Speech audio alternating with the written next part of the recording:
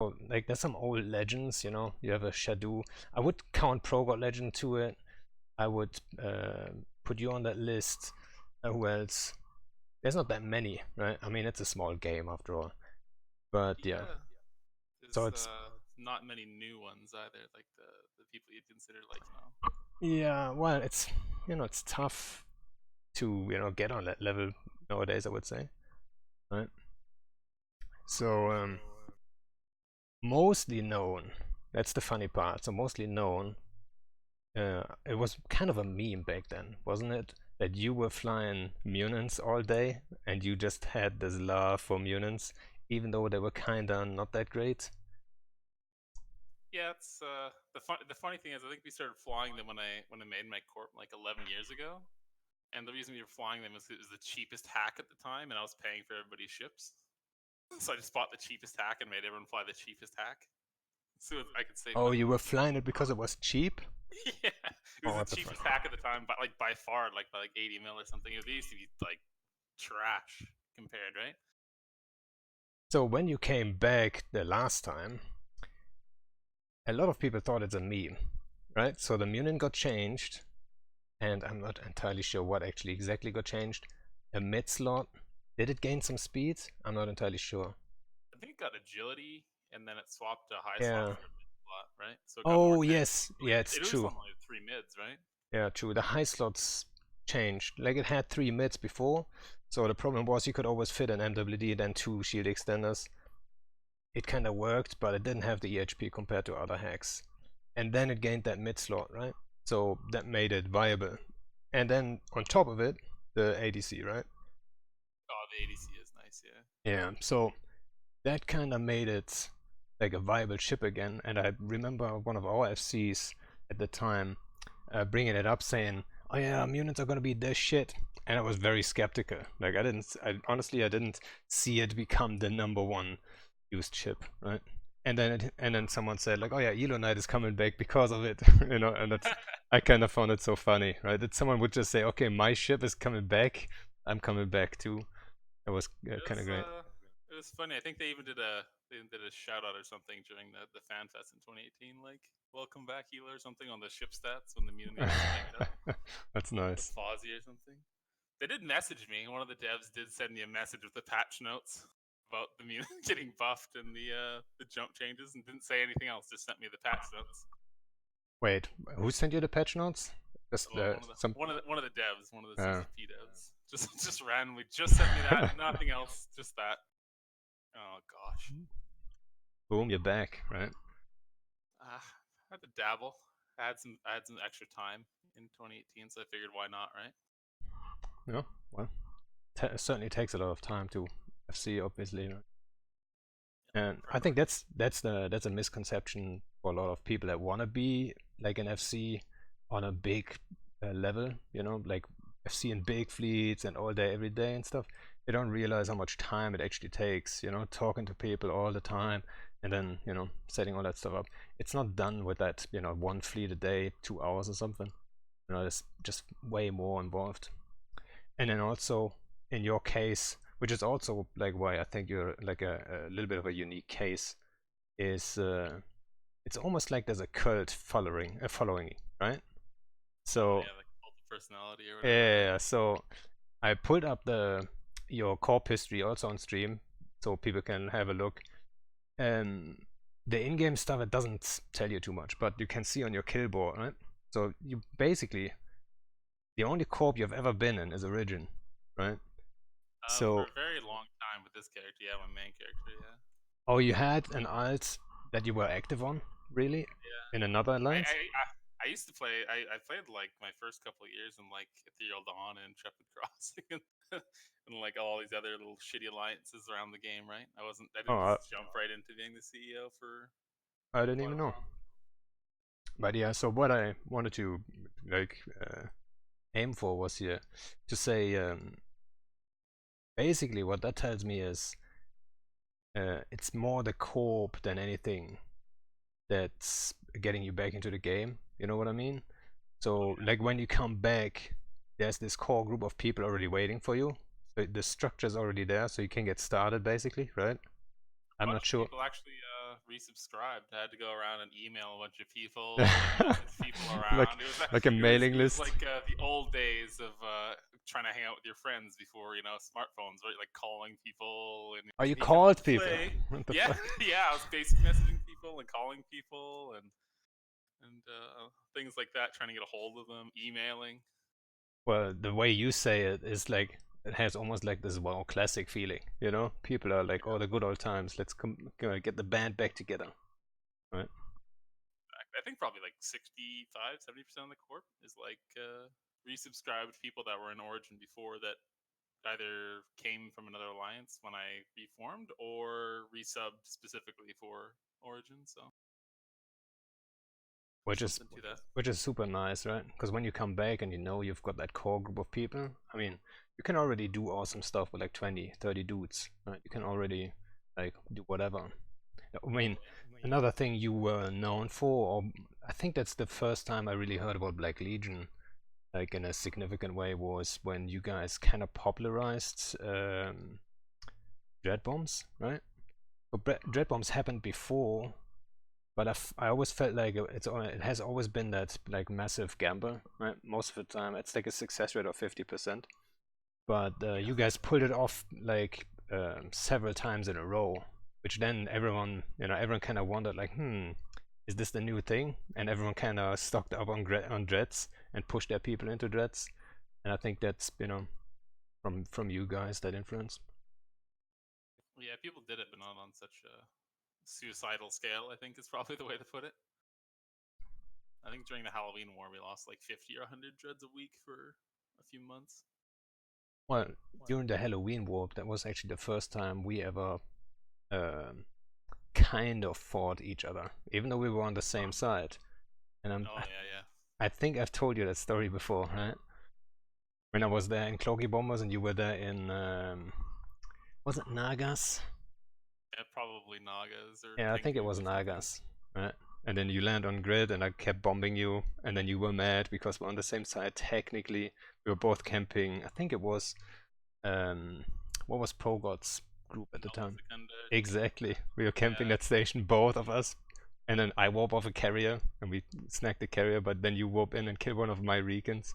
And it was like, I was kind of mad for a while about that. Because at that time we had agreed we're not shooting each other. And then you kill one of my Recons and I'm like, this little dick. It's like, I had like a mini grudge for a while. Right. It's good for the game though. Little grudges are good for the game. I think so, anyways. Yeah, I agree. I mean, yeah. Mini grudge, yes, but I wouldn't agree. Like on, I don't know. There's some real bitter people in this game too, right? As long as it's still fun, they're good. But there's some hateful, bitter people in this game too, right? I mean, in any game. Well, that's also why some of these multi-year-long blood feuds happen or did happen in the old game, like Bob versus Goons, things like that, right? It was passion and hate fueled more than just trying to have fun, right? It was something. There's an actual level to it, which isn't in the game anymore, I don't think. Yeah, I'm like, so why do you think that is? Right. Just real life meetups and people getting pushed closer together. Less people in the game as well, right? I think over time people just realize, well, that dude is actually like basically the same like me, just on the other side. Yeah.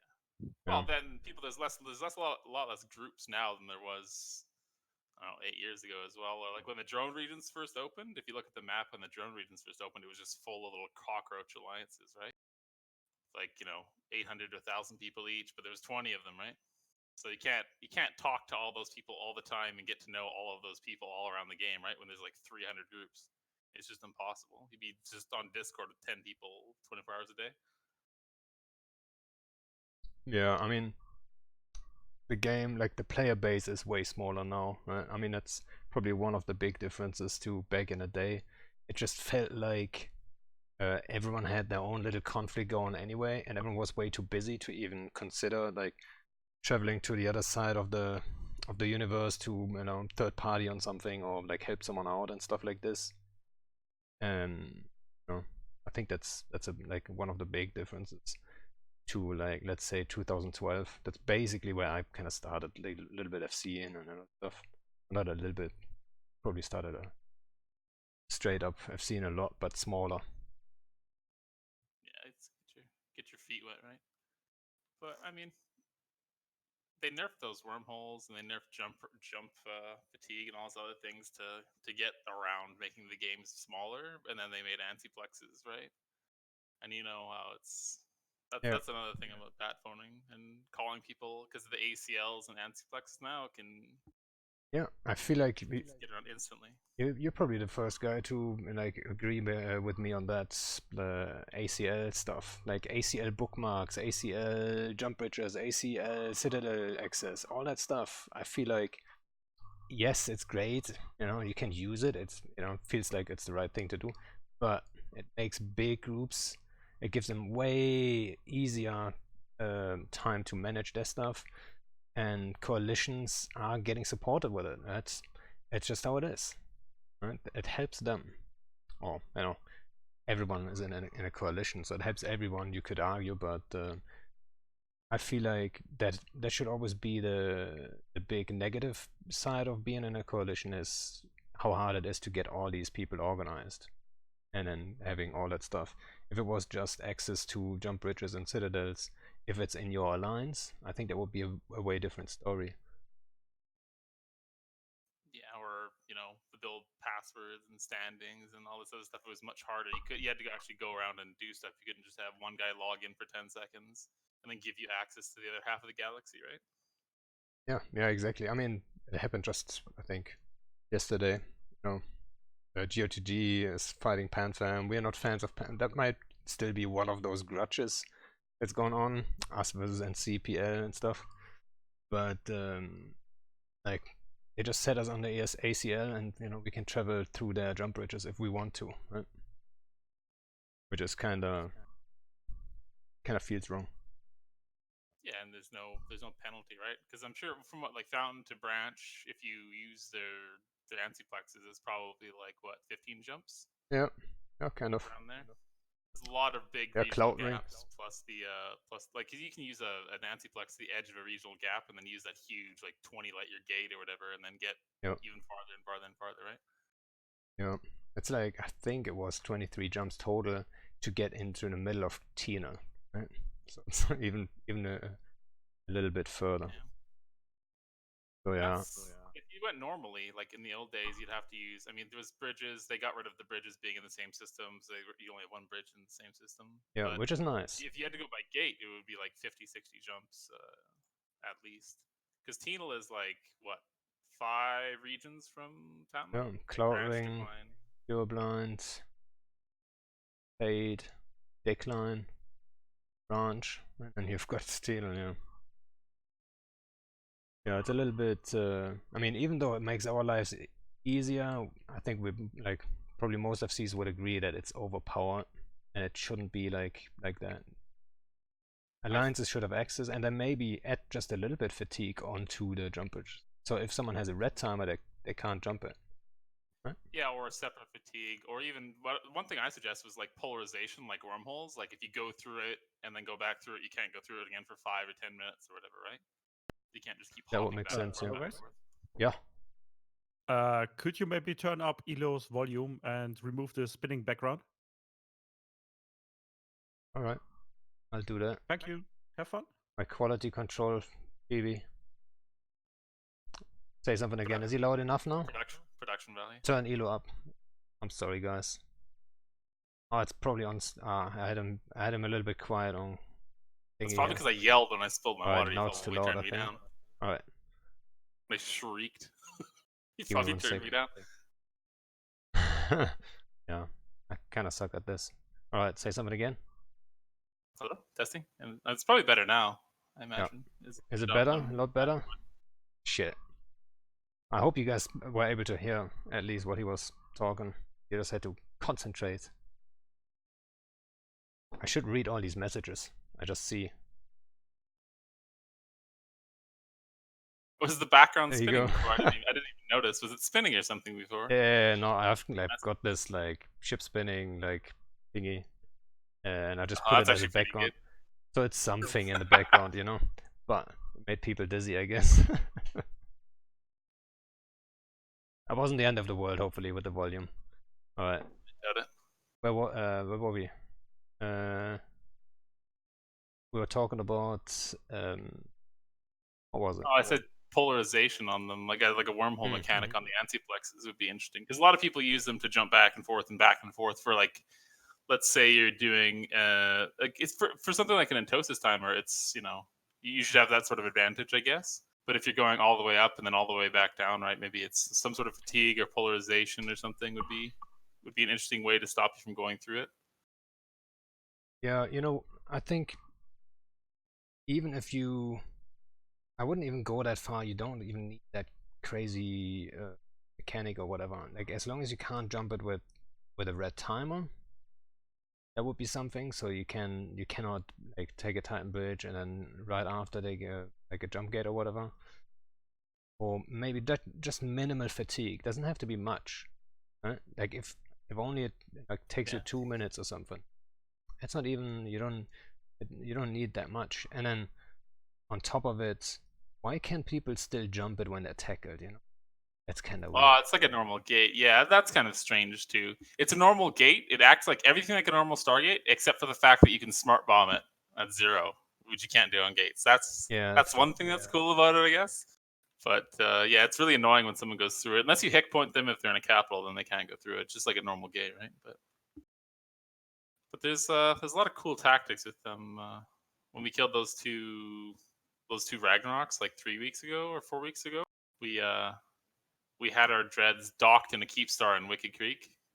We undocked and warped to an insta undock Antiplex with our dreads and jumped to the regional gate in Tenerifis after taking that. So we went from Wicked Creek into Deadrid with an Antiplex, instantly jumped to a regional gate in Tenerifis, and we were in Faithabilis.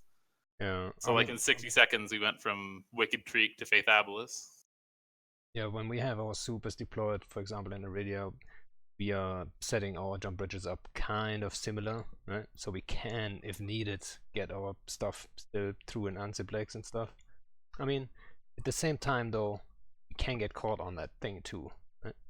So if it's predictable, it's also potential to, not get content but become content, which I like. Yeah, but you can't lose too much on it though, unless they drop capitals on you as well, right? Yeah, so like if we would have got caught at our jump bridge, we could have just slowly reapproached with our 60 dreads, right? Maybe lost like 5 or 10 or something.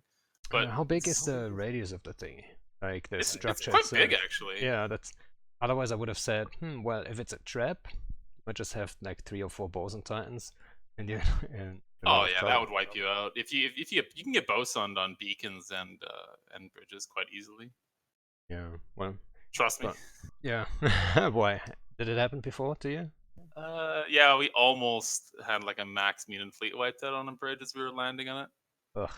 Like the boson started spooling as we were decelerating, and we jumped out as we started decking. Like, oof. Well, I think the signature of a Munin with EHP with an that's the funny thing about the ADC, which maybe a lot of people might not even know.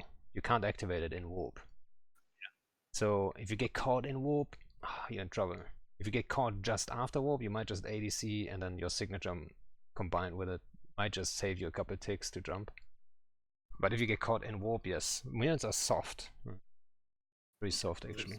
Especially bombs and bosons, anything that catches you when you're in that weird deceleration period for like the 6 seconds or whatever it is that you're decelerating before you can do anything in a mutant, then it's so weak. That's why tick bombing is really dangerous. Yeah, with tick bombing you mean like bombs on the gate when you're landing to hit exactly the tick. Yeah. Well, We've had mixed success with that lately. Yeah, I'm not sure.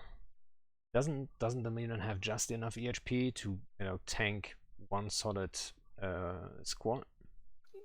Yeah, if they have like 20 bombers, then you're dead basically. If yeah, but like those 20 bombers have to have the tick bomb from 2 different angles, which is not easy to set up. Right? It takes some prep.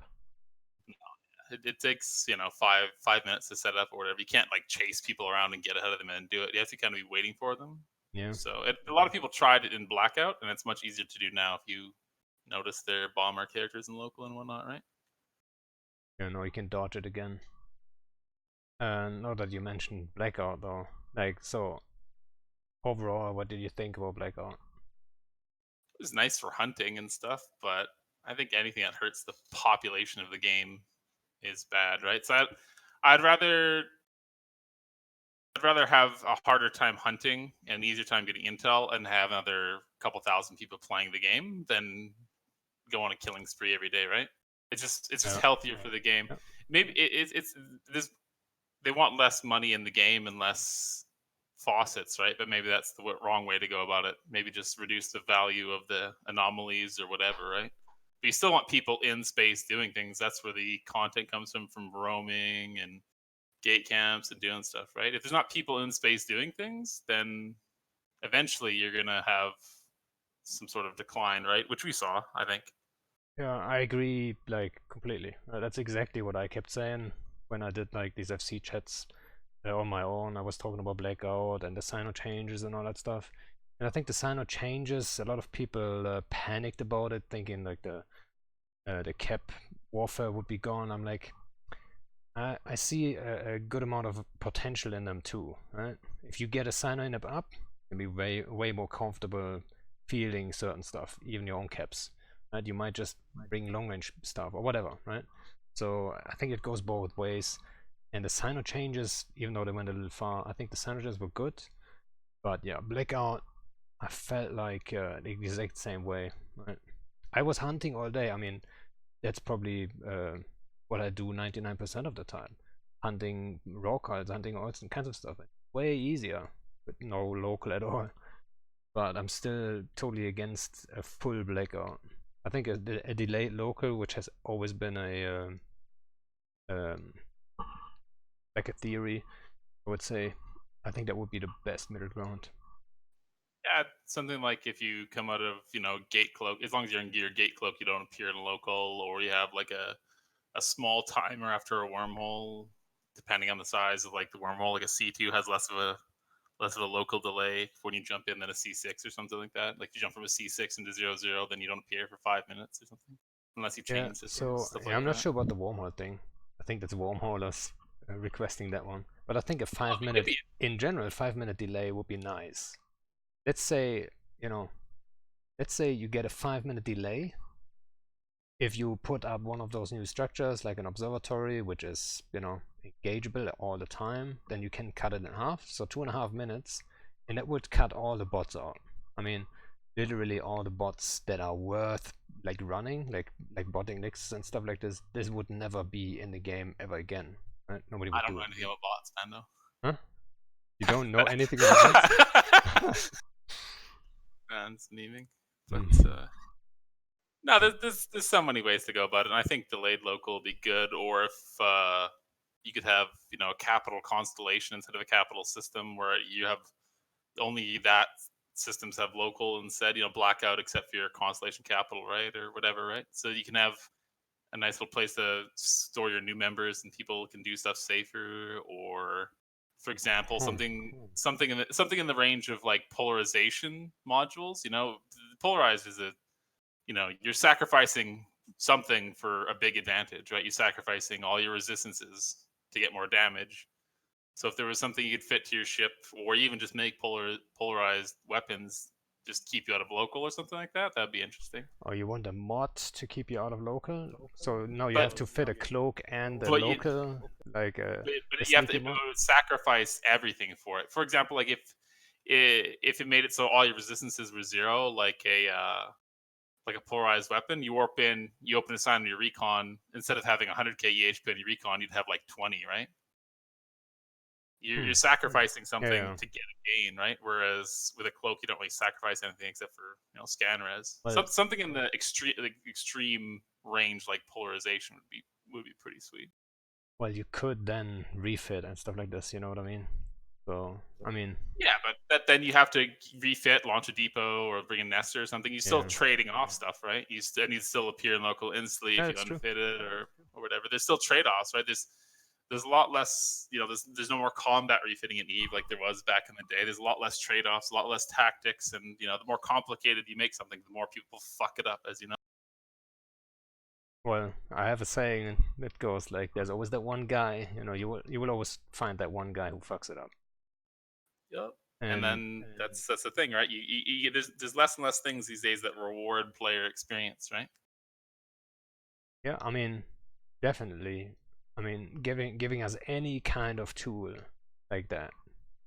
I mean, if you only bring a mod into the game that would do that, with like, even though you would say, okay, you can't light any sinos, you can't even deal damage, you can't do anything other than get eyes. Yeah. That would be cloaky camping then, though. No, but some sort of mod like it did, just for example, they did a specific module just for wormhole rolling because they wanted to change those hicks, the really fast hicks. That's right? like a fix, they fucked up. Yeah, Gotta fix but that. it shows that they have no problem putting a module into the game for just one specific purpose, right? Yeah, I feel like they would rather not have fixed it with a module, but they didn't have a choice. I think that's what happened there. Yeah. I'd say if you could fit this module, it keeps you out of local, or even if it's a delay on your local, so like a T1 does like 2 minutes, a T2 does like 5 minutes, like an Entosis or something, the opposite of Entosis. But then you can't cloak. You can't fit a cloak at the same time, or have a cloak in your ship, or something like that. You can put it. There's so many ways to restrict it, right? So it wouldn't let you cloak if you're going to put yourself not in local, then you can't really cloaky camp, and it just boosts your sig or something like that, right? So people can roam with it and get around and do little small gang stuff, or use it to sneak behind enemy lines, but they're at a huge risk. Like if you fit it to your capitals to try to mid into an enemy system, you can't cloak, and your sig is huge. They probe you down anywhere like a Titan, right? It's a big risk, right? The risk versus reward. You know what? I probably would say like a more simple, just like all round delay is probably easier to do and more fitting. That's just going to reward people making more intel bots, really. To be honest with you, it's just like the blackout, where all people started making intel bots. You just saw ships sitting on citadels or pods sitting on citadels, or it's just like people using Near 2, right? Using intel as a local, or using local as an intel tool, and then using an out-of-game program to do it. It's always going to happen, right? Is you want to try to keep it in. You want to try to keep it as rock paper scissors as possible. Yeah, well, people will always find a way to exploit it to some degree, but at least you need to give content creators like a solid shot, and I think that's missing at the moment the most. That you like, if you take out a fleet, you need to have a good chance of something, right? You can't just undock 50 dudes and then roam randomly. That's what people used to do, right? Yeah, not anymore. You can't go and camp. Like we did, like you were saying earlier with Nully, we camped their stupid station in Immensia every single day, and they'd always come fight us because they couldn't do anything because they couldn't get out of their station. Yeah, the mindset is different now. Camp, right? Whereas at the Citadel, you can just go, okay, whatever, and warp off to your Anti-Plex and jump out. I mean, so that's one of those changes I have proposed a couple times that I even brought up or had Brisk bring up at the CSM meeting, was that Citadels do not have any defenses unless they're getting attacked, right? So if the Citadel has lost 10% of its shield, or let's say 5%, and it's in repair mode, then it has defenses. Other than that, it doesn't have shit. No PDS, no Doomsday. I mean, come on, the Doomsday is so... like, what the fuck? As if it's not hard enough for subcaps to actually ref or kill a Citadel like a Keepstar. No, you're also getting headshot with 8 of your friends, It's just, that doesn't make any sense to me. Well, they did the... Keepstars used to be a lot different in the beginning as well, right? They buffed the lock range of the Keepstars because certain people, won't name any names, were crying that their Keepstars were getting reinforced while they couldn't use the DD to defend them because people were shooting them, just slightly out of range, right? So they buffed the Keepstars lock range. Well, I mean, it's fine that the keepster can lock, and it's fine that the keepster can DD and they look all awesome and stuff, but it's not good for content anyway. Like, keepsters are only getting hit with overwhelming force. It's just what it is. The problem with the Doomsday is that it's not signature based like literally every single other weapon in the entire game. It'll do 4 million damage to a pod, right? Or it'll insta-kill a monitor. And then bounces by mass after, but it'll do 4 million damage to the first person it hits, no matter what your sig is. If you have one sig, it'll do 4 million damage to you. Yeah. It's kind of odd. Yeah, if it was signature based, at least you could just FC from a monitor. Would tank it perfectly then. I totally agree, and it's just like it's so not designed to be hit by subcaps that it makes me wonder they really wanted like everyone to switch to caps. You know what I mean? Like that's what they had in mind probably. Like everyone should be just flying caps. If you want to kill keepsters, you have to bring caps. That's what they had in mind. It looks like. Because the damage cap is so high, you basically need a full battleship fleet to actually hit damage cap. Yeah, it takes a lot of subcaps because it's what, like it's 375,000 every 5 seconds, right? Yep. It's not. It's quite a lot. But yeah, I mean, I think it should be just not able to be engaged on monitors or work on signature radius. Because if it's going to defend from capitals, then an average like Dread has like 10 to 20,000 sig radius. Titans are even bigger, right? Yeah, probably. I mean, I'd never looked at Titan signature radius. Like, why would you, right? It's not like, oh, I'm gonna buy a rag because it has a smaller sig. No, it's just something. Because I think the only times I've ever looked at it was because of the scanning Citadel torpedoes. Oh, they have like a 20k explosion radius or something stupid like that, right? Yeah, so you don't do full damage to a Dread unless you paint it. Yeah, you can speed tank with Dreads and stuff. You can speed tank a keepster. Unless you get DD'd, then that was it then. But you can actually do it. Like with like drifting, let's say Phoenixes for example, put long range DPS, cycle MWD, then go into siege. Those torps or those cruise missiles, they're not applying for shit. You can easily tank that. No, the Citadel missiles are horrible if anything's actually moving. Yeah, I mean the annoying part for like subcaps or whatever. So like the reason actually why I proposed the change for the Citadel defenses to be not active unless it's attacked is actually like for smaller roaming fleets too, right? Or any kind of fleet. If you're looking for content in 2012, what would you do? You jump into some system, there's a station, there's 50 dudes in there. You would just warp to the station, see who undocks. There's always that one guy, he wants to brag about his new Nagelfar or whatever. But then another guy, and that's actually a true story that we had against Test. Then another guy undocks, he has a Phoenix, and another guy in a Revelation, and then suddenly one of them bumps. And boom, you get a Dread kill. Like a fight kicks off. Or they come and save you, and they try to desperately exactly. save you, right? Like one of the sides gets killed, yeah? But fact is, there's content right there. If it was Citadels, there was never the chance for any of that to happen. You couldn't have even you couldn't even roam in a solo kestrel, warp to a keepster. You would just get DD. There wouldn't even be anyone undocking. Nobody would even get a kill made for that other than the Citadel, right? So it's like a very, very much against content, I feel like. That whole thing. The whole Citadel situation. Yeah, it would be nice if the weapons didn't work until like the armor timer or something like that. I think you don't even. I think you just need think about it. If you hit a Citadel, nobody's gonna undock defend it in the first 5 minutes. There's nothing happening. Nobody's gonna have a fleet ready for that anyway. And that's all I'm asking. Right? Give us like 5 to 10 minutes, and then it should be active. Oh. Well, they can just undock and shoot it every couple minutes, like I do with their jump bridges. That's the thing. When I knew people are coming for a jump bridge, I'll go shoot them. Let the timer start ticking down. You can't do it forever though. If you hit damage cap and you keep it paused, at some point you're gonna ref it. Then you have to stop it, or you put it into 10%, and then you have to pause it.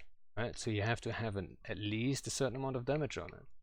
And it's not that easily done. And then also, if there's people in your system you want those defenses, well, you have to untether stuff to hit it.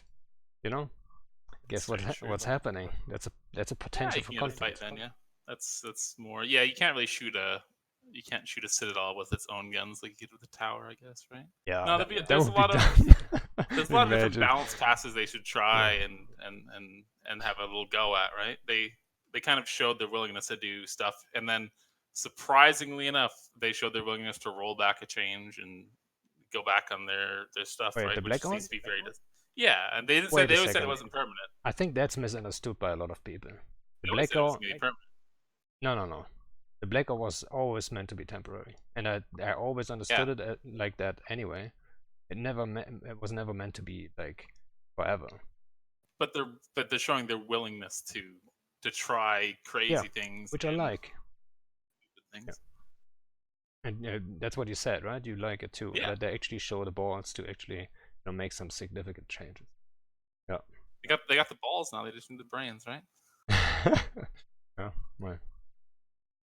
I mean, they probably have the brains, but in the art are those the brains calling the shots? That's the question. All the brains are in the art department. Yeah, maybe. I mean, it looks awesome. There's certainly brains there. No, there's so many things they could do to stop so many different cancerous things in the game, right? One big example when people talk about structure spamming, for example, right? I mean, you know how it's fucking cancerous, right? But the funny thing is that there was actually a limit on how many towers an alliance can launch a day. I don't know if you know that. Like POS towers, there's a limit on that. So there's an actual hard-coded limit in the game about how many POS towers you can launch per day in the system. You can only launch 5 control towers in the system per day. What? By one I alliance. never knew that. That is one of the oldest things that almost nobody knows about, and it's just it's a holdover from when Osop was in there, right? So you couldn't go into an enemy system that had 60 moons, they had 10 towers. You couldn't go in and drop 50 towers all at once. You'd have to get all your buddies to come do 5 towers. So back in the day, you'd see one alliance, Alliance A drop 5 towers, Alliance B drop 5 towers. So there's a lot more things in the game, That's right? The first time I hear this. It's a very old mechanic. How many years has it been since POS-Solve, right? Like, what, are you sure 10 it's still years? in there? Oh, yeah. I wonder, but if they did wormholes. The wormholes have to block all their moons, right? Because they're worried that, someone comes in, kills their POS, and gets a foothold, basically. Right? Yeah. So, I mean, they for sure know. Oh, yeah. Or they just slowly launch towers as they bring them in and they haven't really known, right? Yo. I'm sure some people have inadvertently run into it when trying to invade some wormhole or something like that. I'm like, oh, ooh. Hey, thanks for the host, Bjorn. Good stuff. So like, also POSes, right? They were way more balanced timer-wise too, right? I think that's one of the big debates too, is the strong timers and stuff. Yeah. And I think, like, so what I posted not too long ago, if you rev a Citadel, just imagine the second timer would be like, so you rev it and then it's strong based. That would be such a fight generator suddenly, right? Not only on the second timer, because maybe you got lucky, you ref my Citadel, and you got lucky with a timer, and you can actually come and fight it, and I couldn't time zone tank it. But also, if you hit my Citadel right now, and I know it's stunted for like a shit time zone, I basically have to form right now and defend it, right? Because I don't want that timer. And so it would give you an incentive to hit me in my time zone, and it would give me an incentive to already fight on the first ref, and an incentive for you to show up to the second timer, because if you actually manage to ref it the first time, it might just be a good timer for you. That would be an interesting mechanic, because that's how it used to be. Because back in the day, we'd always alarm clock to hit somebody's stuff so we could get a good time zone. Or you kite the tower and stuff, right? Yeah. But with the right now, you can scan Citadels and see when they're timed for and how they're fit, right? So it'd be an interesting thing where you'd feel like desperately scanning it and stuff and trying to come and shoot it before they can come and restraunt it and stuff like that, right? It would be exactly. That'd be a very interesting mechanic, and it'd be more of a payoff, more planning, I mean, things like that. you couldn't kite. Like, for those who don't know what like kiting at all means, it's like, so when you hit a tower and it's like less than shield, 50% shield, you couldn't change the strand in the tower, which means you can't influence the timer anymore. So you're stuck with whatever the timer is. And then, for example, if Elo would hit my tower, he could just, make sure we are not repping it, and then just keep it below 50% shields, and then just finish the ref way later in the day, like 6 hours later, for example, to then get a good timer. Yeah. And I think that wouldn't be an option for the Citadel stuff, because you can't really, keep it there, obviously. But like, you can't keep it over 50% shield, because just how it works, that it recharges the second you're stopping, basically, or like 15 minutes after. But I'm not sure if I would miss the kiting part of it. No, the kiting was pretty wild. I think the most towers I ever kited was like 35 towers at the same time in one system, and that was cancerous because they had shield recharge as well, which wasn't that fast. But if you wanted to do it 6 hours later, right, you have to have one guy rolling around, checking the towers. And we actually made this little program that would like count the pixels. Like, you take a screenshot and put it in the program and count how many pixels were in it, so you could try to guess what the tower was at. Because back in the day, you didn't have the hover over it to see you couldn't when you hovered over the health bar, it didn't have a percentage. It was just gray and red, and you couldn't tell exactly what it was at, right? And so you'd want to try to keep it at like 30%, between 30 and 40%. You have to like counting the pixels counting the pixels left in the health bar, trying to figure out where it's at. So, but like, all it would tell you would be like, I mean, it kind of, you already got that info to some degree, so not like a game changer. No, but yeah, you have it now, but back in the day you didn't have it, and the health bars were way less accurate. Like, they were really chunky health bars. They weren't as nice looking. They're very chunky, so it could look like it was at 40%, but it really close to 50%, right? And as soon as it got to 51%, someone could change their strong timers. If you forgot one, or if you fucked up, or fell asleep or something, you could ruin hours of hard work from laziness. I just remember me whenever I would kite a tower, it would always be worthless. So you basically had to form twice, and I end up with a shit timer anyway. Like, it never worked out for me, so I never did it. But then again, I've never been like a structure grinder myself. That's all I used to do. I used to run all the towers, for a bunch of towers for Atlas, and do all the setting up towers and everything. And all my characters still have the Starbase Defense 5 or whatever, right? Like, every single one of my characters, I used to just like 6 or 7 blocks pause spinning and do stuff like that. Oh my which God. is interesting, right? But what is no, it there was used a lot for of, now? I don't know. There's actually skills. I found this out the other day. There's skills that like make it so if you're controlling a Citadel, it actually gives you bonuses to the Citadel's weapons. There's one that Like, I didn't realize that until like the DD skill, for 2 example. weeks ago or something like that. And I was like, wait, what the fuck is this skill? Yeah, I think the DD cooldown, for example, right? Yeah. I think So, most people don't have it skilled. Like, whenever we were taking a Keepstar, it was always the full time, so nobody has it skilled, I think. Yeah, I didn't even realize it was a skill until very, very, very recently. But no, there's a lot of counters. The more counter plays and the more sandboxy combat that can happen, the better. Or it gives more people the ability to fuck up, I think. More options are always great. Some of the best fights that have ever happened are as results of somebody fucking up and trying to save somebody or doing something like that. or Very rarely does both sides form up max and go, okay, let's try to engage it, right? It's very, very, very rare. One side usually goes, okay, we'll stand down. But when there's one side's desperately trying to kill somebody who made a mistake, and one side's desperately trying to save somebody, that's where fast-paced action, a lot of mistakes happen, a lot of things die, right? Yeah. That's, then that's what I think about tie-dye. That's exactly the worst part about tie-dye. If you're in a fight, like, the kill speed goes down, so more people are piling in, less people are getting, killed out.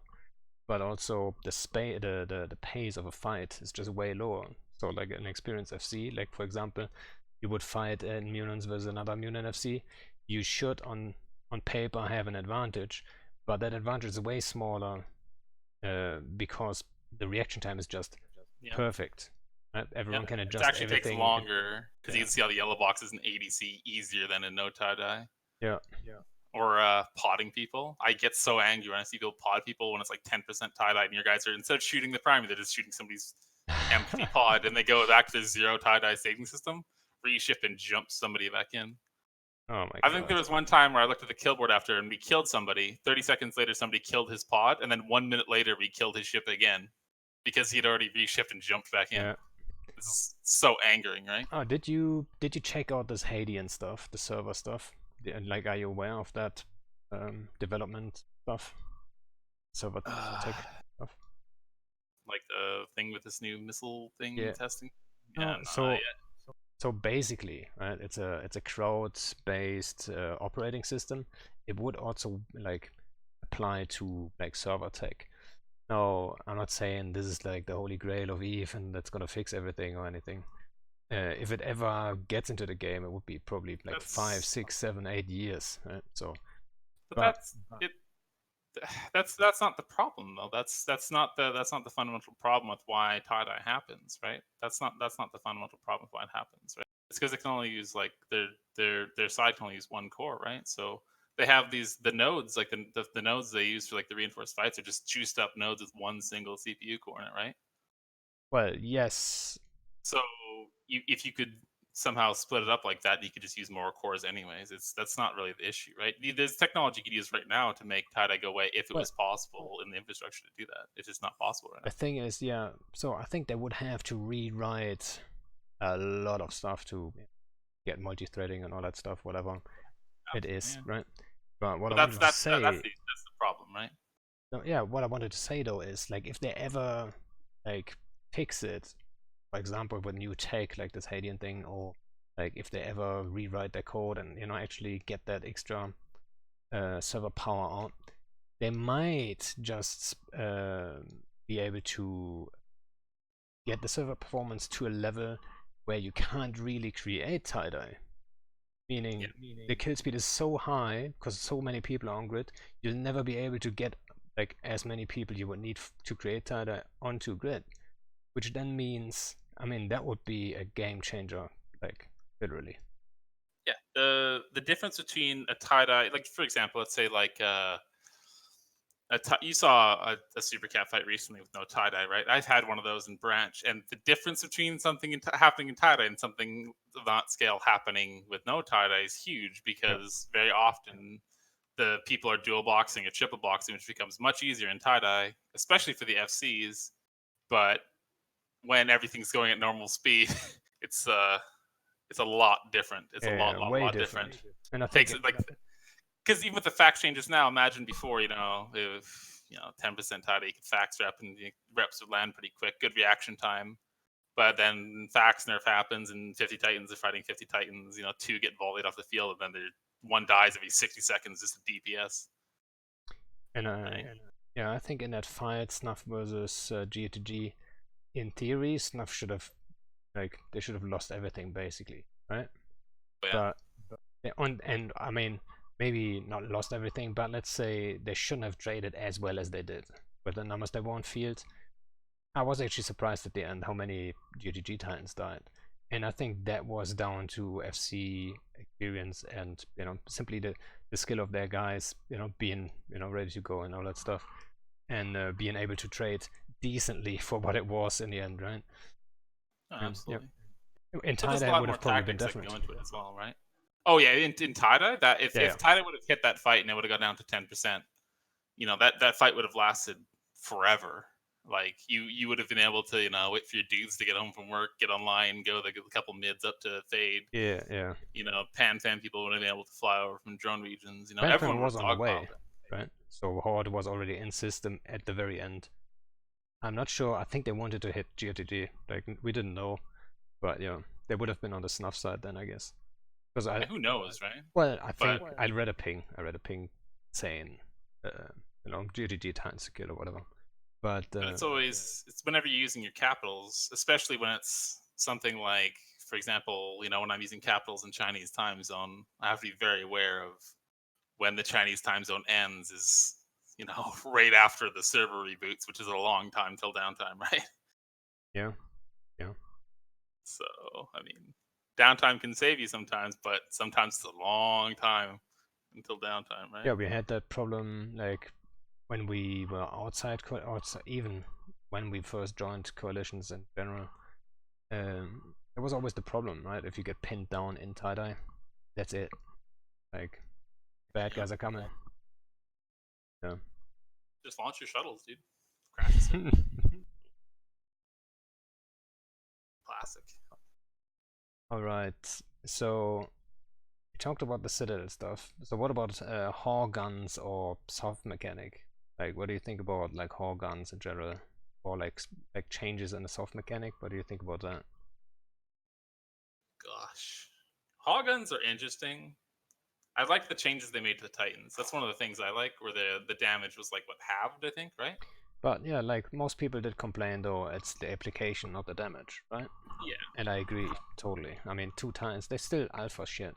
Like, you can't really bring battlecruiser size stuff. You get murdered by Titans. Yeah, well, because once you have less than like a 1-to-1 sig to speed ratio on something, then long range Titan guns can kind of hit you at, you know, over 100k. And if you go within 100k, then you have the risk of getting hit by GTFOs and stuff, which are, I don't know if you've ever been hit by GTFO, especially in Tidi. It's very, very, very unfortunate. I've never seen them. You know, It I is heard the people complain worst about them, but I've never experience. It's seen the any worst used. experience. Is it?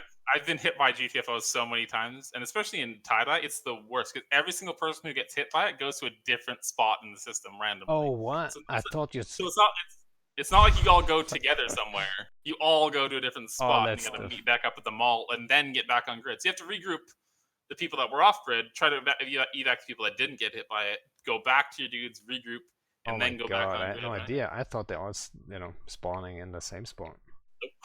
That's crazy. And then you can't warp in because you get dragged into different spots because everything's bubble fucked. Yeah. Oh my god. You might not land, whatever. Right? There's so many different variables. You can't just warp back to where you were. You have to regroup and then go back. And you can't usually regroup on grid either because you'll get bombed a lot of the times, right? How much spool up is on it? Is it 5 or 10 seconds? It's the same. It's like I think it's 10 or 15 seconds. But it's extremely easy to aim. But it's got a small radius. That's the only thing that's nice. But it's probably hard to hit on minions.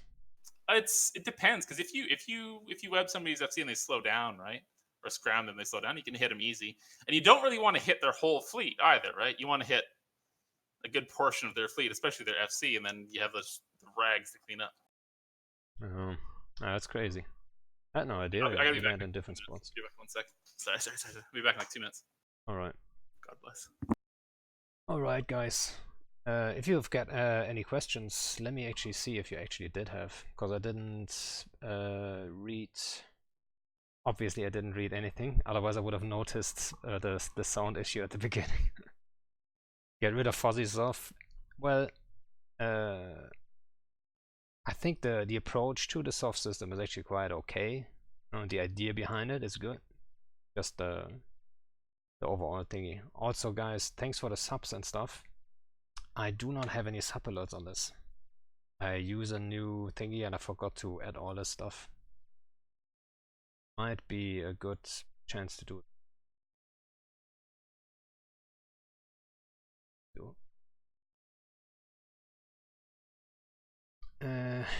What are combat or travel fit? What? Trying to trigger me. Yeah, if you have any questions, feel free to ask them in Discord or in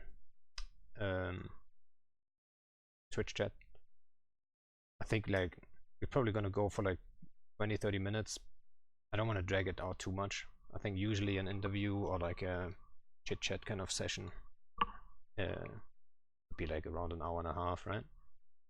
First time I do this, so yeah. Thanks for the sub, dudes. Scroll up.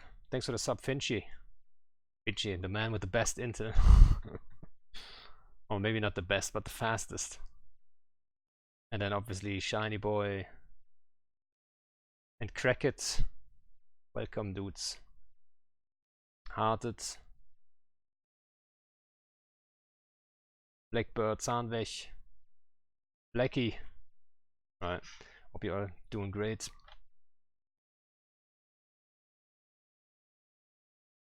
Also, that might be interesting for you guys to know. Like, it's not like Elo and I we know each other too well.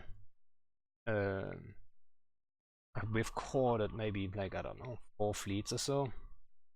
But I always thought it's like an interesting character in the game if you think about it. Like a dude that comes back, as you can see it on screen. A dude that comes back like 3 times to build up the same corp just because he feels like it. And the guys actually all come back, you know, start the group again, which is kind of unique. I don't know any other group that. Very blessed. Yeah, well, I mean, it speaks something about you, right? So there must be some unique feature to the Elo Knight. They'll love me or hate me. I think that's the. There's not very much in between. People either really like you or just hate your guts. Yeah, you know what? I always felt like that in general in EVE. Like as an FC, there was always that competition, obviously. And I always felt like people were a little bit out to get you if you FC. Yeah, obviously, if you fuck up, there's gonna be shit on Reddit and stuff. But yeah, I mean, I think nowadays there's a lot you of can't. politics involved in it as well, though, right? Yeah, politics on top of it, you know. But then also there's, you know, people want you to do bad. People want you to whatever fuck up and then shit all over you, right? But I think recently that's uh, I I barely get any like bad comments or anything. I'm not sure how that is for you. Maybe you've got like way more history and more haters. My god, I could go on forever. No, I have an incredible amount of haters and people. You know, there's some people in certain alliances that said, you know, they wish I would die in real life, so they wouldn't have to like Oh listen my to me or God. hear me anymore. Things like that. There's like I said, there's a whole range from people that love you to hate your guts, right? And I think that's true for every FC, but depending on, you know, how long you've been doing it, then, you know, there's more inaccurate historical, you know, rumors and everything, right? So there's going to be less misinformation about somebody that started 1 year ago FCing versus somebody that started, you know, 10 years ago FCing. There's going to be a lot more history and hearsay, right? Yeah, for sure. I mean, also back then, the game was just more busy, and it was more. Yeah. I don't know. There was more potential for people to hate you. You know what I mean? Yeah, there wasn't as much no. communication between alliances. So there's a lot more propaganda, and you know, the brainwashing was easier, I think. But When you it's say just it, it sounds fun. Right? The propaganda part and stuff, it sounds fun. Unless you're getting hit with like hate. I mean, that's the thing when we did the whole rage thing, right? Like the wormhole dudes, like holy shit. I mean, they fucking hate me, right? But other than that, I don't see too much. But I always felt like it before. Yes, that rage thing, that's for like the goons kill that keeps it, right? Yeah. The dirty blob from Nullsec, the Null Bears. Yeah, exactly. They never had a chance. I mean, I don't know. I don't know if I should go there. To be fair, though, I think you did bomb like one of their entire fleets. It just flew into your bombs. So, I mean, it wasn't all. It wasn't all just getting blobbed. Either. It was just them being an idiot as well. Exactly. So let's be honest here. You're immune NFC. I'm the Stuka guy, right? We had 100. Yeah. We had 180 Stukas, and they had 180 Munins. And then we formed on top of it 60 Ravens. Would you feel comfortable engaging that with your Munin fleet? Yeah, absolutely. Would, right? I think, yeah. Absolutely. And then to say they never had a chance is just ridiculous. Because that was the main fight about whole control was exactly that, right? And yeah, and there's a lot more things you can do. And I mean, the thing about fighting in wormholes is that the wealth inside of a wormhole is immense, right? So the mutants I fly versus the mutants they could be flying is different, and you know they can use dreads, and it's like that loggerhead, that first loggerhead that died is like that's an expensive fax, like a 50 bill, 70 bill fax, right? But it's amazing to use. That's an advantage. You wouldn't use a loggerhead in like on a gate in somebody's staging, right? You wouldn't do that. You would use it on somebody's wormhole in their staging. Yeah, but totally. You wouldn't bring a loggerhead to like 1DQ or something like that, right? And I think that would just be thrown away. So we fought them the other day again. And we jumped in and just to see like what are they gonna react like? Are we gonna get a good fight? And they whooped in a shit ton of not a shit ton, but like 10 solid, shiny, tanky like caps, and we struggled hard to break them. And I think that's also where they kind of regretted like how they handled it first. Because you could have done the same thing the first time with more numbers, and you know, they could have defended it that way. But you know, I mean, first time we had way more people on the first infiltration obviously, but you know, in the middle of the day, like a couple hours later, they could have done like all kinds of stuff. But yeah, I don't know. Maybe like I shouldn't be talking about that. It's just gonna come across like I'm bitter about it. But I mean, there's so many things that were. It's evident that they were never prepared for an assault of that sort of like, you know, that type, right? Because when you're fighting a lot of MGD doctrines, you have to be prepared and have stuff ahead of time. And you can, in a wormhole, you can't just go to Cheetah and get the counter, right? You have to. I'd say if you have a keep star in a wormhole at this point, it's kind of stupid as well as like why, right? well, it gives you a little bit more defense, but it also makes it a huge target. So you have to be very prepared for it. Yeah, but like the preparation to take down a keepstar with only subcaps, for example, that's crazy, right? That's super hard. Like we needed a full fleet of it to just ref it, and then we needed like fleets to cover it. But if they get all their wormhole dudes in, which they almost did, then you know, what are we gonna do? If they take whole control on the second timer, you know, what are we gonna do? Like there's gonna be horde on the way. Maybe you guys would be on the way. You know, I think at the time you would have been interested to get in. Catch me? No, I wasn't. I got invited. I was like, absolutely fucking not. No. I am absolutely terrified of wormholes. I've had such bad experience with wormholes, and there's never a good pay. You never get a good payoff because usually it's some idiot in a wormhole calling you who already has too many people and he's already going to win. He's just trying to secure it, and it's just a waste of your time. You're either going to go in there and like you might get maybe 1 out of every 10 times you get bat phoned into wormhole, you're going to get a good fight. But is it worth forming up and just sitting with your hand up your ass waiting for them to get a good hole? Do you want to sit there while they roll? Like it depends what class of wormhole it is, depends on who it is, who's coming, and nobody's ever. It's like worse than low sec. You ever go to a low sec fight and like this is just a mishmash of just idiots that have all these side deals, and then just people go warp off and leave the convo when they're helping you, and just like this, it's just the most backwards ass place ever, and it's really not worth the effort. I think it'd have to be so juicy, right? So, you couldn't have paid me $100 to go there. No, I would never. I would not even go to. I was not even interested in going to that keep stuff. Oh no! I mean, I did. I was like, I'll watch it on YouTube later, dude. I'm not going in there. I'm not going. Wait a second. Not on our side. I'm talking like HK contacts you and says, "Hey, we're getting whole control. All you have to do is jump in and then murder shit."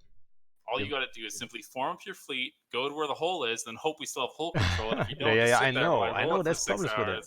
But I was like, it's not worth my members' time for what I get, right? Because it's going to end one of two ways, you know. Well, that's interesting. There's a very, very small chance that we get a fight that's worth the juice isn't worth the squeeze a lot of the time and being bat phoned to wormhole unless you already live in a wormhole. Yeah, I mean, it comes down to the same thing, right? Whenever you undock your guys, whenever you form, there needs to be a solid chance of something happening. You have to basically defend your what's it called? Your standing. You know what I mean? Like people need to know, like this guy, he doesn't form for like some bullshit and waste our time for 5 hours, and then there's like, oh yeah, good job everyone, and we did so fantastic, and ping out some morale bullshit. You know what I mean?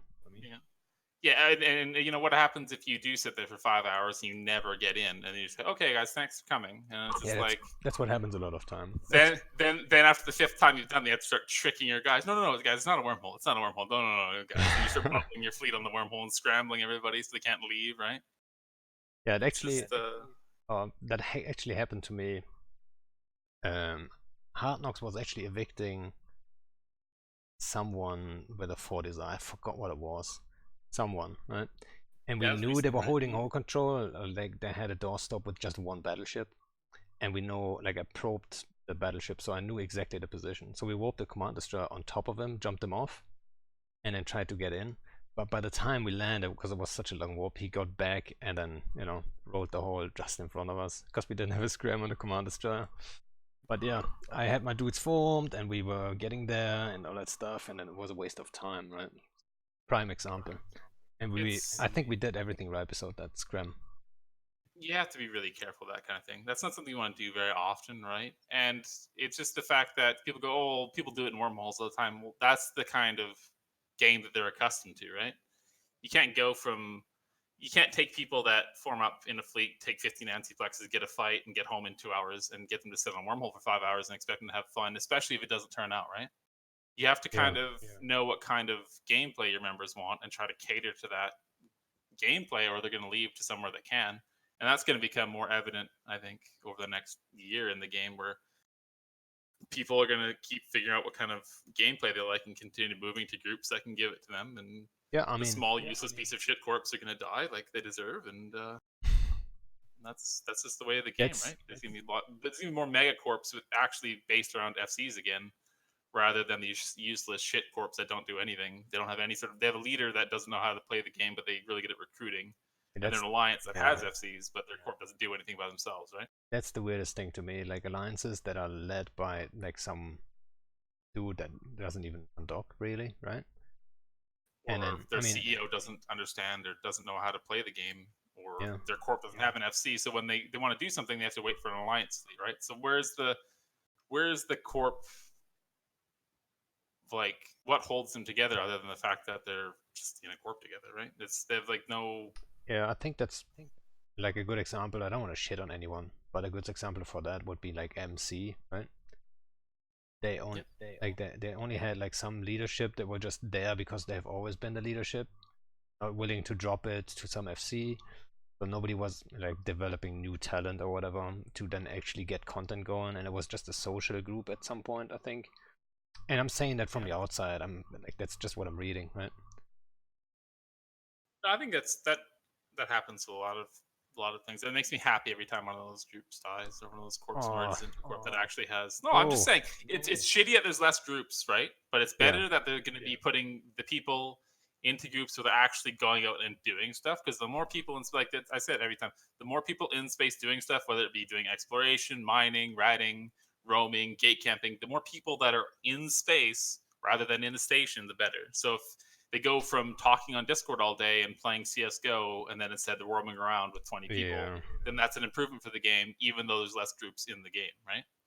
It's still better for the game for the people to actually be doing stuff instead of just sitting on Discord. And, my corp is very big on being like ping warriors and stuff like that, or only logging in with the stuff to do, because, roaming's dead. Especially during blackout, the first week or two were cool, but after that, then a lot of people got accustomed to it. A lot of people just didn't undock, right? So it's less people in space. Less people in space is like a chain reaction. If there's less people in space, there's less people to do stuff, less people to hunt them, or then counter hunt them. And yeah, exactly. So I think the blackout basically cut out the other playstyle, which is, just, oh yeah, I'm coming back from work, I'm gonna get something to eat, sit down, do something. Which means in a lot of cases they would like rock a mine, maybe they do some raiding, whatever, just casual gameplay, and then they would maybe do some ping warrior style stuff on top of it, or maybe they even PvPers too that would just love like small scale stuff. But the point is they're locked in, ready to go, and they are potential content too. And I think that was all cut out, which was super unhealthy. Yeah, agreed. Yeah. But, I mean, we'll see if it comes back. I'm interested to see if a lot of people that stop playing, or a lot of people that unsubscribe some of those extra accounts, because sometimes it could just be somebody still playing or still doing stuff or ready to go, but they're not out in space being a target with 5 accounts. So they could still be playing the game. They're just not playing the game as deeply, right? Yeah, I think a lot of people, let's say from 100%, I would say 50% are going to be back by now, playing to some degree, but they probably didn't resub all their accounts again. You know what I mean? Someone with like 10 rockers or whatever, maybe he resubbed like 1 or 2 or 3. So a lot of alts are missing and are not paying right now. And then on top of that, all the bots, they're gone still, I think. I haven't seen any reports of botting nixes or whatever. So that contributes to the numbers being low too. And then there's people that just, you know, quit, and then over 2 months they just got used to like not playing EVE, and boom, they're gone. I think part of the botting equation, where you're saying that a lot of the bots left. A lot of people are just saying it's all bots leaving. But I think there's also Subway 100 bonus. I can tell you there's been a very definitive. I do a lot of like bot hunting, like a lot of bot hunting and a lot of anti-bot stuff during the day and every week around the game, not in just my space or enemy space, but around the game. I can tell you that the amount of bots that are being like just blown away is going up many fold than it was before 6 months ago. Between 6 months ago now. So you're saying there's more bots now? There's more bots being caught and punished and destroyed by CCP on a weekly and monthly scale than there was before. It's probably gone up like 2 or 3 times. Oh, how's that? Like, I know they've expanded their security team, right? Slightly. Oh, did they? So oh, nice. There is, and maybe they've started automating it. There's so many things that it could be that help them to catch stuff. I mean, there's so many ways, and you know, you don't reveal your ways how you catch bots or the ways you've suggested to catch bots. But I mean, I report probably about 400 to 800 suspected bots around the game, like every week, based on a bunch of different info and all the insider info and all this other stuff and things I hear and things I see, right, and trends. And I'm not saying that any of them are correct. I mean, they could be half wrong or whatever, right? Yeah, but you have to be careful with that. Once people start some random info to ban or kick people, I'm telling you, you have to be careful. Guilty until proven innocent song. But I mean, it's the more you catch people, the more data points you have, the easier it is to replicate it in the future, right? So you can, if you see trends and stuff, right? And it's nice that, like, just for example, like the faction warfare bots or like ventures don't count towards taking up plexes anymore, right? That's a big thing, in my opinion. That was a long time. Were those all bots? No, I don't think they were all bots, but I think it was a very low barrier of entry for a bot, right? Because you want to do a couple that you want to catch the bots, you want to catch the ISK they're making. You want to figure out who the person is behind them, but you also want to make sure that the barrier of entry to getting a bot where it's, you know, they get the return on investment from, you know, if it's required an omega to make the good money, you know, that's something that's a barrier of entry. It requires a different ship. If it's 30 days of training rather than 10 days of training, then you're raising the barrier of entry to be able to be an effective bot, right? And anything they can do to do that without impacting a new player, I think is good. And that venture one is a perfect example because you don't really need to be an adventure to capture a plex if you're a new player or a faction warfare person. It was just one of the options, right? It was a safer option, but it wasn't required, right? So it raises the barrier of entry, right? Because more people can catch them now. You don't have to do some sort of gimp fit with 3 scrams to try to catch people in plexes now.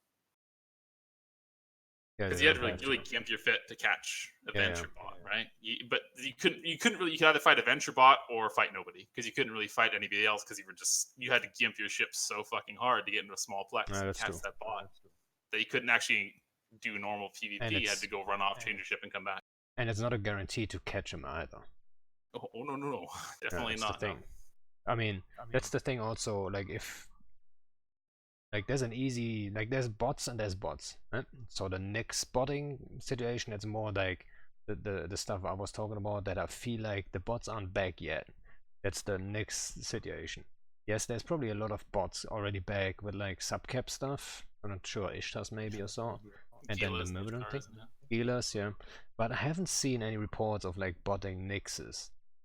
And just the slightest delay in local would already fix that issue, because then you have a good shot at actually catching them. Because they're very predictable, they're bots. And then all you have to do is minimal prep, log a dicta off, and then you don't need a massive team of like 50 dudes to kill a Nix. You know it's a bot. He's not gonna shoot back. You just, you know, have like 10 dudes and have like the time of your life killing Nexus. So within a day, that would all, like, nobody would do that anymore. It wouldn't be worth it. I think once, and I think one of the final things that will absolutely just destroy the super bots in entirety would be when they actually do finish getting rid of pos towers. Because if you notice, they usually safe up on a pos tower. Because if you safe up on a Fortizar, you have the 5 minutes aggression from your rats. You can't safe log. You can easily bump a Nyx off of a That's true. Fortizar in like 90 seconds of the Material. If you know he's a bot and doing something, That's you a warp good in, point, you actually. hit her in a Mac, you can catch him. But it's very, very, very difficult to do that in a pos tower because they can scan, they have somebody watching the tower, or they come in from different angles because anomalies spawn all in different places, right?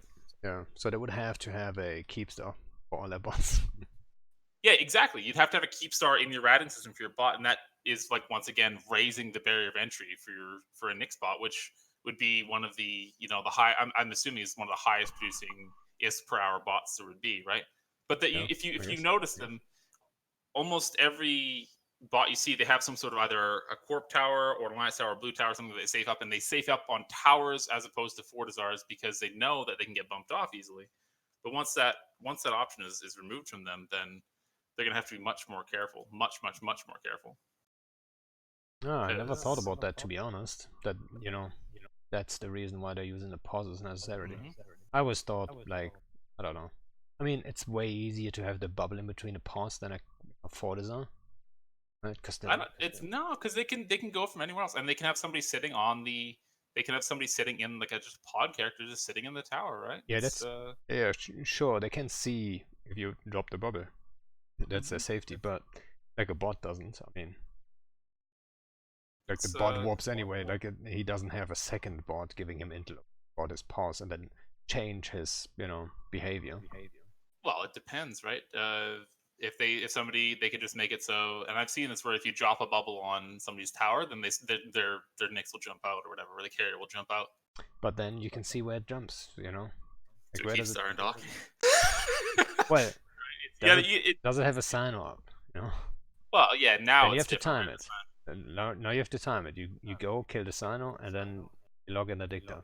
But it's such a simple thing that once it happens, it'll raise the barrier of entry for botting again because their risk will have to go up again.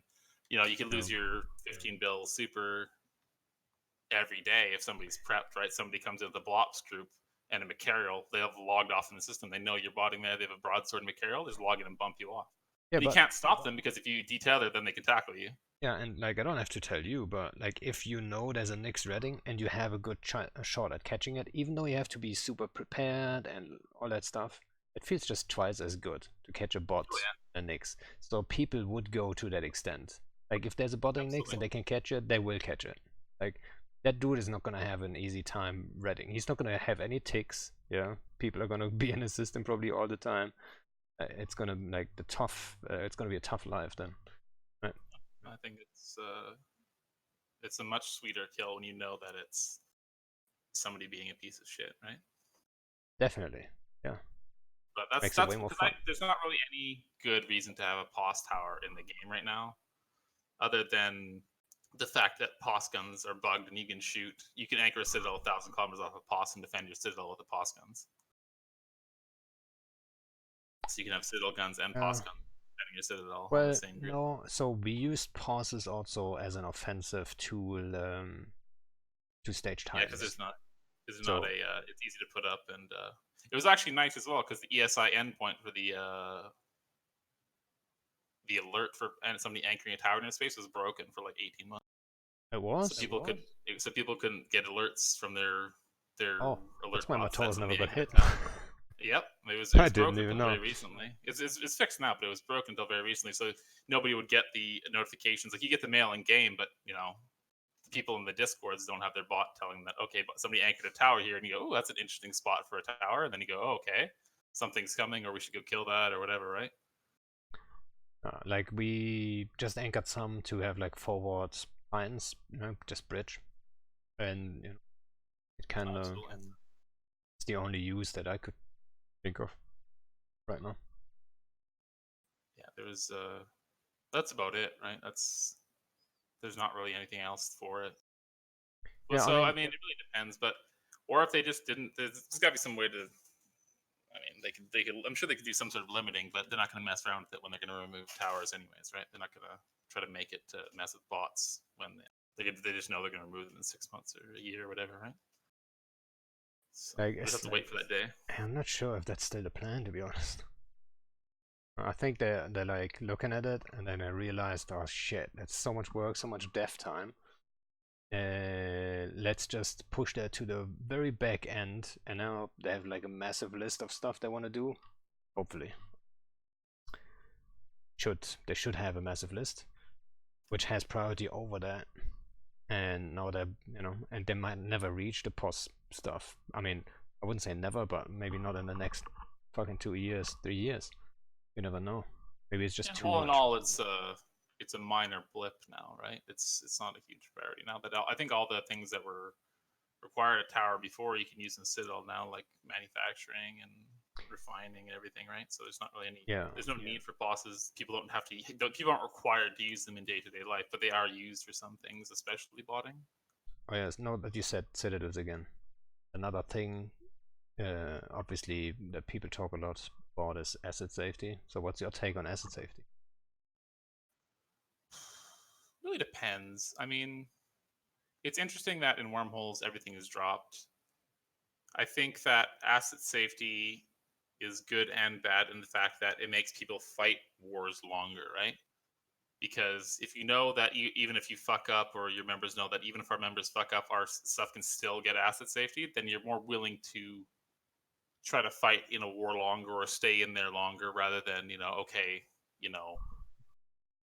we're getting really hammered here, or we're getting invaded. Okay, the first step used to be to get all your shit out somewhere safe or safer, rather than trying to fight, right? Like in state stuff, there was dead zoning and whatnot, which became really popular. But I think it's good and bad. I like asset safety for the fact that it doesn't punish players for staying and fighting, but it's also bad that basically everything comes out. It's good that they could maybe just increase the cost of getting your stuff back, maybe. No, so I mean, that's basically your situation right now with fraternity, right? I don't want to make it political here, but you guys are giving up on the O3 staging, I believe. Well, the O3, the stuff that we hold now is basically in range of our main keepstar that has been our main keepstar. O3 was like a forward staging point you moved to, right? Once the war started. Yeah, so I didn't even know. Where's the main keepstar? Is in QRF? Yeah, QRFJ. So it's in like Eastern Dead. And most of our Deadwood holdings that we still have are in direct range of QRFJ now, so it's more of a defensive stance, right? Yeah, which makes sense, I guess. And it's better to try to regroup all your assets in the historical place where you had most of your assets. If you expect that keepstar might be dying, or you might start losing keepstars, it's better to put all your stuff in one place and get ready to do consistent moves and things like that. It's easier to move everybody from one position than 3 different keepstars. What do you think about a drop rate? So 50% of your stuff drops in Nullsec. I see Schnoodles put it in chat. Fairly similar to what I think is correct. I think in high sec, it's high sec. Let's keep high sec out of this. But let's say in null sec, half your shit drops. The other half you can decide where you want to have it. Right? But how do you define half? Would it be a 50% chance of your items dropping? It's just like a ship. You kill a ship and it has a 50% drop rate, right? That's not really true, I don't think. But not everything is a 50. There's a lot of different things, right? So let's put it like this, okay? So how would it categorize somebody's using a container versus somebody having the stuff just in their hangar? Because a player's hangar can only have 1,000 items in it, and then you have to start using cans to put them into subfolders, basically, right? So to have 10,000 items in your hangar, you'd have to have 9 containers, basically, or 10 containers in your hangar with 1,000 items in them. You can't have more than 1,000 items in your actual hangar. Yeah, so well, how do you? And you know that when a ship dies, the can will either live or die. So if you'd have to recategorize how you'd have to really define how you want it to be, because if it's half the cans, then it's just basically nothing could drop, because people could just spam their hangars with cans and increase the chances. No, I would say like a can, like whatever you've got. Let's say everyone has like an ammo can, right? Like, so you put all the ammo in there, and then this can has a 50% chance of dropping. It either drops all, or it goes into asset safety. That's what I would do, and then player behavior would probably adjust to that. So they would have their valuable items that they don't want to gamble with to that degree. They might just have that in their normal hangar. So every single item has a 50% drop rate. Now, if you go and kill one of those big keep, let's say the Hard Knocks Keepster, like all these cans, like it took ages for them all to spawn, and it's like complete chaos. And the server, I'm actually happy that's one of those possibilities that we expected, is that actually nothing drops and the server just crashes because there was so much shit getting contracted around and delivered and stuff like this. Yeah. It'd have to be so much because of the progress they've made on that. I don't think that happens as much anymore, right? Yeah, hopefully not. But like, let's just hope it's technically possible without like crashing the server and stuff. I think that's a fair approach to it. Like 50%, like you are able to lose half your shit. I think that's an okay approach. And I'm not sure, the only question I would ask is, how do you approach supers and titans? Do they get destroyed? Do they drop? Do they always get into asset safety? Like, what's happening with those, right? I would actually argue, like, we have way too many of them. Maybe just destroy them all. Because if someone's AFK, but, then this AFK situation is coming in again. Like, oh, what if someone has an emergency and he's AFK from the game and real life stuff and so on, right? But I think half your stuff you can take it. I mean, if you can't take that hit as an EVE player, I'm not sure. Maybe you should play World of Warcraft. You know what I mean? Yeah, that'll bring a whole new, because it's never been like that before, right? Like in the past, someone would flip your station, you could still sell it or Well, get it yeah, back, but right? So I mean, new thing, right? that's an argument that I always hear, but at the same time, your shit was stuck there for a while, potentially for like months before you would get it out, because whenever you would lose your station, that area is hot as shit. You're not gonna move any freighters out or sneak stuff out if you're a line member. Like, FCs might just have the connections and say, hey dude, like, can I have like 10 blue, or do I who can I contract my shit to? Like, you want to buy this or whatever, right? Or fire sale stuff. But in general, I think the line members, they were stuck there for a while. And a lot of people would have all their stuff stuck for a long time there. And then maybe you're on a break and then your station gets flipped, you might come back half a year later, you're not going to have the connections to actually get your shit back. So it's basically lost for a long time. Or you could fire sale it, right?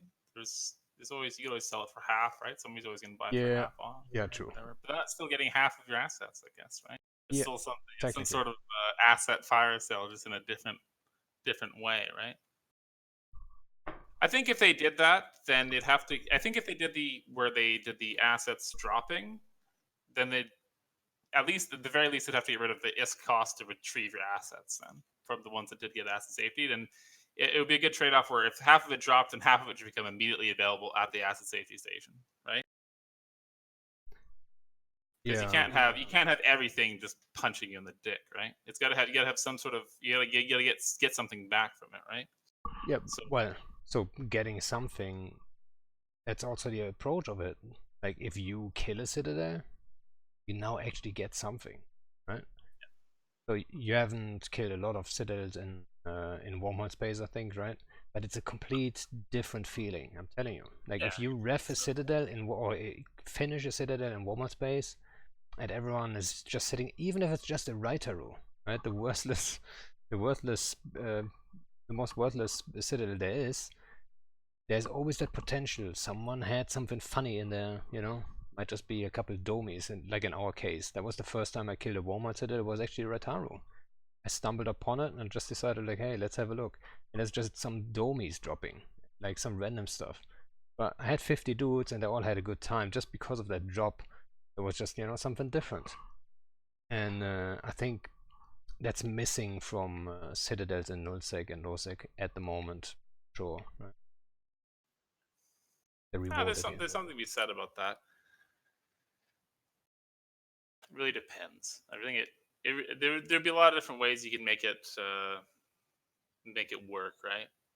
But there'd be a lot more thought into it, and not just a 50-50, I think, Yeah, well, If it's a if it's a Citadel in your capital system, because a lot of people use their capital system willy nilly nowadays, right? Just as an ADM boost, maybe you get 75% chance or something like that, right? So well, actually, if somebody's not using all their options properly, then they get punished for it, right? If you get to pull one over on them. so that's actually what I suggested, is a 50% drop rate in nullsec, but every alliance can set, or every corp can set like a corp staging or a corp like capital system every whatever time, and you get normal asset safety there. So you pay 10% or whatever it is, and then you can move your shit, right? So like those long-term AFK guys, they're not getting completely, fucked over.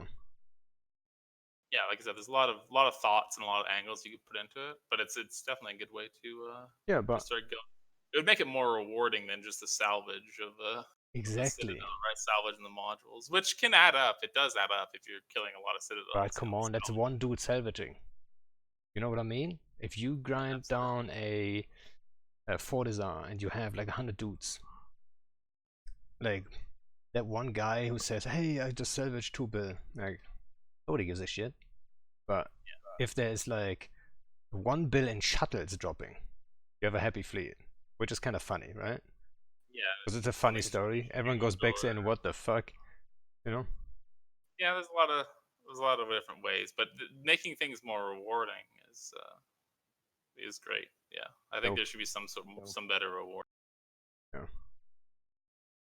I'm just not sure if it's hard. There'd be so many different variables to put into the calculation. I think to make it good for both sides, the attackers and the defenders, right? Because you don't want people just to, when they get invaded, to just run away, right? You want to encourage people to have wars and have fights and stuff. But if they're going to risk all that stuff, then there's gonna be more people pulling back and doing this weird shit and evacuating quicker, right? And you have to do a careful balance to make sure that, because there's not very many set piece battles anymore in the game, right? Where it's just like the one side usually just stands down and leaves or just runs away or whatever, right? Yeah, I mean, there's also several reasons for that, obviously. Oh yeah. I mean, it's this war that I'm in now. It's gone on a lot longer than we expected it would last. We didn't think it would go on this long, honestly. Yeah, I think both, like from an outside perspective, I think both sides are exhausted at this point. I think we talked about that the other day, and I actually also said, like, I'm surprised how long you guys are keeping it up there. Yeah. And I've just focused on covering it instead of like forming for it.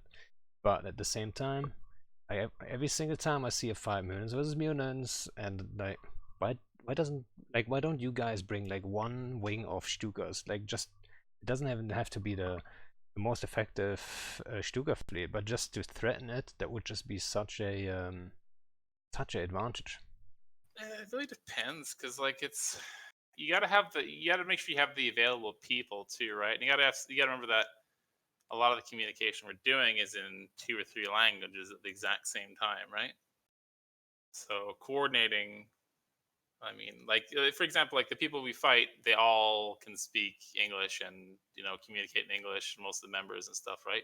Some of like the fire people don't speak English, but most of them speak English. But a lot of the Chinese people, a lot of middle-aged Chinese people still don't speak really fluent English, right? Or it's hard to slip back and forth for them, right? So it can be very, very difficult to coordinate and get everything across in Chinese and English at the exact same time to the exact fleet, right? Yeah, that's actually one of those questions I wanted to ask, like how that works. If you join an alliance, I mean, first of all, how did you guys decide to join Fraternity, which is a complete different culture and time zone? I mean, it's like opposite time zone, or not, it's not opposite time zone, but like they start like a couple hours after you guys basically finish, usually. So well, we were like a Winterco affiliate since I reformed my corp, right? And it's better to be I saw what was coming, that they were all posturing based on all the intel they're going to invade Winterco, and there was no reason. There's a couple of reasons, right? Like, you break our ticker tank of having some Black Legion people roaming around, right? It would be easier to use the fraternity ticker to kind of blend in and do stuff. And it's an Entosis war, so adding another 200 people inside fraternity. So when you actually do the Entosis wars, you can actually contribute, right? Because a lot of the systems have different TCUs, but a lot of the iHubs are under fraternity, right? So they can, the TC doesn't really matter, but the actual iHubs are all under fraternity, or the majority of them. Well, that's right. Yeah. So it's a huge advantage to put people in fraternity rather than do that, right? So you just simply joined the alliance to make it easier because you knew you're gonna work with them. Yeah, it's easier to do all the politics. It's easier to do all the bluing. It's easier to blend in with people instead of seeing a Black ACLs. everything involved, right? Yeah. Everything becomes easier for me to manage and for everything else to manage, right?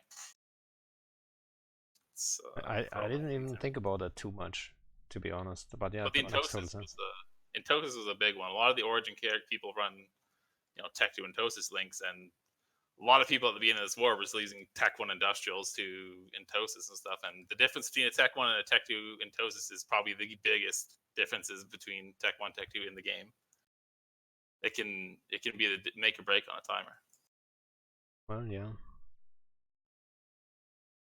And so, like, language-wise, chord-wise, I mean, I'm notoriously bad at chording, so I was like trying to have someone do it for me and then just report to me.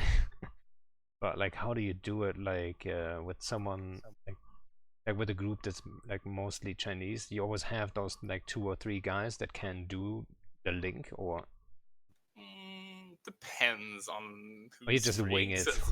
Sometimes, like, very few times I have to FC in Chinese and English at the exact same time. Most of the time we'll have a coordinator or like a translator who can do real-time translating, so they can talk. There's about 2 translators in fraternity that can talk in Chinese, understand me at the same time, and talk as fast as I'm talking while I'm FCing. Holy shit. Chinese. And you're known for being a fast talking FC too. Yeah. But I listen to both fleets at the same time, because you have to have 2 mumbles, because they can't connect to a mumble outside of the firewall easily, right? So we have a Chinese mumble and we have an English mumble, right? So I'm always on both of the mumbles, and then usually on a coordination Discord or something, right? So, and then I'm also on like I'm also on the QQ chat, right, as well. So usually we'll do the typing in Chinese, and then I'll talk in English, and it'll either get translated or we'll do something back and forth like that. It's a very big mishmash, right? But it's much more challenging than having everybody speak the same language. Yeah, I can imagine. I mean, I know it from like when I have to coord with like, let's say like some Russian group or so, and then the guy doesn't speak any English or like just very basic English, and you have to like guess what's happening. I cannot imagine doing that like in real time in fight. I mean, unless there's Tidi and you have all the time in the world and use Google Translate. But yeah, I always wondered how that's working. But it must be like an interesting thing too, right? The most painful thing is trying to get a dictator to do something specific when it's not an English dictator. That's my most painful thing that I've ever had to do, I think, sometimes. It's very hard to describe what you want them to do in a different language, right? Yeah, well, I've been there like years ago. You want to use your dictators in different, really complex ways sometimes to really get a big advantage, and that can be very difficult. So yeah, like I've been there years ago, like when I first started FC in like barely like 50-man fleets or something. But I usually FC'd them in German, right? Obviously I'm not, like, that's my native language. And because those cloaky games that I was running, you had to be so quick with it. And then it's like, it's not always the same. It's not always just like align warp and do whatever. Like sometimes there's way more to it. And explaining all that in English, I would, like my head would just explode, right? So I kept it German. I got some flag for it too. Some like old school people who would just like, whatever. Like that's like the stuff I can live without, but like being called a Nazi for calling it like doing German fleets, you know what I mean? It's like, oh my god. But yeah, that's just what some people No, do. that's probably been one of the most challenging things of this war, is trying to do stuff in Chinese and in English at the exact same time. Especially once I changed my schedule to play in Chinese time zone almost primarily, right? I swapped from playing in like US time zone to That's crazy. swapping to playing in like late US time zone all the way into like 1600, right? Yeah, I did that for Rage, but I couldn't do it like for like super long term. My schedule is always super fucked, right? But to that degree, long term, make that commitment, that's kind of crazy. No, it's a wild thing, right? And it's a lot of the dedication of people in fraternity and Winterco is the part of the reason why the war has lasted so long, right? It's a lot of people have stepped up, and a lot of people, a lot of people have burnt out and stuff, right? It's ridiculously long war that's challenging every single day. There's not really ever been a relaxing day of the war, right? Yeah. Oh well, you always have to be ready and expect something, right? That's Yep. the thing. It stresses you out too, obviously, which a lot of people might not even think of. Like you're such an experienced FC and stuff. They probably think like when you take a break, you actually take a break, but you're always like 10% in the game, Always have a man like, oh, what are we doing next, and what are they doing next, and stuff like. Yeah, always have to. Yeah, you're always looking at some sort of intel, even if you're not at your computer. You're looking at your phone, checking if anyone has What's the seen next anything order? or heard anything. Did we forget something? All that shit. Like it's getting crazy quickly. Yeah, it's or when there's some of the times we had like 80 timers on a weekend or something, right? Where it's like, you just like wake up in the morning, you're like, oh god, how are we gonna save these? And somehow you pull off saving like 75 out of 80 timers or something, right? And you're like, wow, I don't know how we just did that, but I'm exhausted now. Well, but at the same time, you also have to think hostiles have invested a lot of effort to ref all that. Right? So if you can crush that, that's goes both ways. I mean, that's usually like what I would do. Probably tell myself like, right, no, they have to make it work or whatever. It depends though as well, right? Like it's when 70% of your 75 77% of your coalition is all in one time zone, then they can beat up on your structures in 2 time zones much easier, right? Or your low ADM systems as it's in your fringe time zones, right? And start trying to just spam you with timers, which is what was happening in those situations, right? They were reinforcing ADM 2 or 3 iHubs and shooting fortizars and jump bridges and stuff, and then at least the fortizars and jump bridges rep themselves, but it's the ADM 2s and 3s where they could just do a bunch of reinforcements a couple times and decide to just go for a big push on one, whereas you have to be serious about every single one, right? Yeah, so look back was just asking in chat, like I really don't know how you guys can do that. What drives you? That's a good question actually, right? But I think it's probably the guys around you. I mean, yeah, it's usually teamwork and passion and stuff. A little bit of hate as well, right? a little bit of hate. A little bit of hate doesn't hurt, as long as it's a little bit.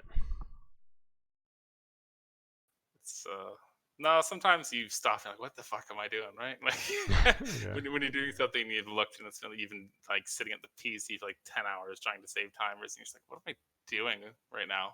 And it's just like, I'm gonna be doing this again in 3 days. So it's really satisfying. It's all for the gamble of getting that really satisfying victory or some sort of really good engagement, right? Yeah, I think I mean it's the times where you take out your fleet, you bring them home, and then you have like, I don't know, a full fleet, and everyone's happy, and you feel like, fuck yeah, we just like there's 250 people coming home happy right now. I mean, that's a great feeling. At the same time, it goes both ways though. If you fuck it up and like an op falls apart, it's not necessarily like if you whelp a fleet, it's over quick, and the worst of everything. But if an op falls apart and it doesn't, everything doesn't work, and and then there's 250 people thinking like, what the fuck are we wasting our time on here? That's the worst. It depends on the culture as well, though. Chinese culture is pretty jokes for a lot of things, right? Like they turn a lot of things into a joke immediately, right? So it's that does relieve some of that. They all start like if for example you get blue ball, they'll just start making pigeon sounds and stuff on the fucking mumble and stuff like that. It's like completely different. You know what? Like is that from their server? Like, has that been like their culture on their oh yeah, server in general? So they bring in like a completely they grew up isolated and now they're completely I've different played on youth the players. Sunday server before a little bit, and it's very similar, right? There's so many things. Like after we saved that O3 Keepstar timer the other day, someone paid like 5 girls to come sing on their comms and stuff like that, and he was bragging that he got 5 virgins to come sing on comms. And I was like, dude, I can do you one better. I'll just get everyone to sing. It'll be 1,000 virgins singing on comms in a second. It's just like it's just they have such a wild culture and a lot of passion, right? That's great. It's very interesting to see day to day. Yeah, it sounds like an experience. Well, I mean, you guys know we would have probably liked to support you guys in that war, but like politics got in the way. But that's just the game, though, right? That's the game y'all play. That's not any one person's fault. It's just the way the game is right now. That's the way the people and the mechanics and the players have pushed. Yeah, maybe one day all changes and Hilmar comes up with the right ideas. maybe. Gosh, yeah, that's true. Maybe. So I think we've been going for like almost 2 hours. That's true. I have I have like a team of like 30 people waiting for me for a meeting. Oh right. I'm sorry. Like you should have told me. No. They don't mind. I'm sure not watching and crying. Mind. That's content right there. You can sit around waiting. Yeah, exactly. Right. Just watch me on the stream. I'll be right there. But no, it's interesting. I think things like this you could talk for hours, because especially when you have 2 people who've been playing the game so long with so many ideas and so much experience, then there's a lot more insight and a lot more opinions you can get deep down in and have the discussion. That's why I don't go on a lot of the talk shows anymore, because you go on a talk show and they'll have 4 hosts and they'll invite 6 other people, and you want to talk about something, but they keep moving the thing along, or there's one person dominating the conversation, or there's just not enough time, right? They have an hour time slot, exactly. And they have 10 people talking. You can't get deep into the nitty gritty and the back and forth, and there's not as much freedom to go delve into a topic and just ignore everything else, right? Because me and you swap notes before the show, but it doesn't mean we're going to talk about all of that stuff. It depends on where we're going to go, right? If we had enough time, we'll talk about all that stuff, but it depends on what comes in and all the thoughts in the back and the forth, right? Yeah, I mean, so for those who like are listening and are wondering what we're talking about, like I actually made some questions. I put just some questions on like there, and then just to have some structure, something to fall back to. Because I've never done a podcast kind of thing before, so who knows? Maybe like it's completely wasted, but just to have something to fall back. But I kind of knew we're gonna have an easy discussion about like anything that comes up. Just can talk about anything for like a long time. And I think from how many questions did I write down? 1, 2, 3, 4, 5, 6, 7. I think we covered like 4 or 5.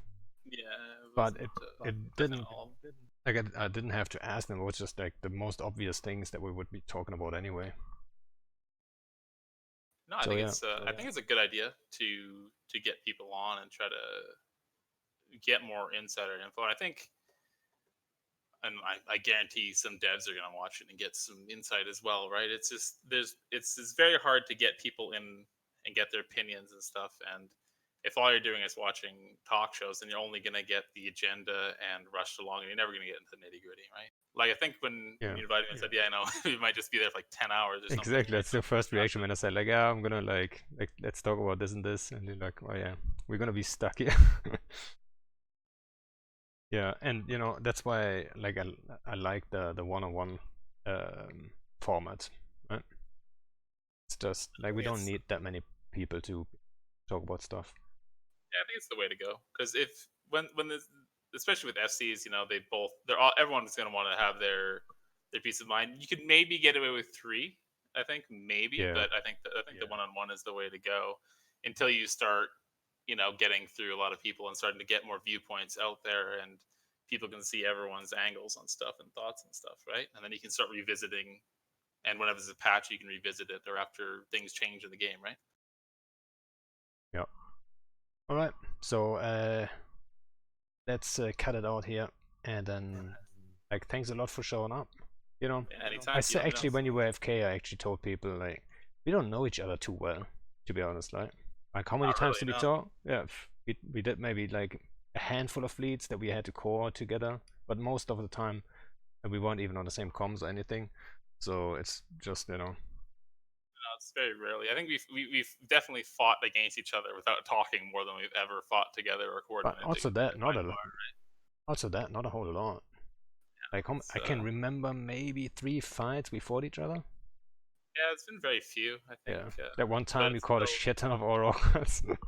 I was mad about that one, holy shit. Yeah. You should listen to the recording of that. I was in so much pain. My body hurt. So I had like the worst, like I don't even know how to describe it. It's like I was giving birth or something. My whole body hurt, and I was just moaning and groaning, and everyone was concerned. The fuck? Well, you should have told me at the time. Maybe I would have capitalized on that.